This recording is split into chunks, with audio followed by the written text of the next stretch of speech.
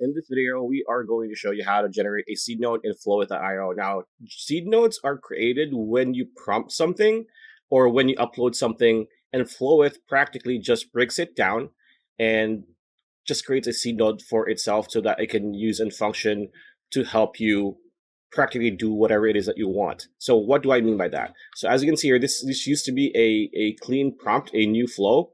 And what I did was, if I highlight this, right, as you can see here, I've uploaded a document right here. So to do that, and you need a document, you need an element, whether it's your own prompt or if you uploaded a file, whatever type of file it is, picture, PDF, document, whatever, right?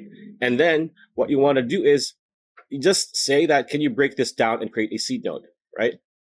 And once Flowith processes it, it's going to be this one, right? So if you click view all, this slide on the bottom will appear, and it's going to show you the seed that is provided. So as you can see here, this is a seed node via the AI pipeline, right? So this is pretty much the pipeline configuration, core prompt sequence, everything here, critical constraints, and quality standards. So this is pretty practically how you create a seed node or generate a seed node in Flowith.io. So pretty much it. That's a video. Hope you liked it. Like, comment, share, subscribe, ring that bell icon. I'll see you on the next video.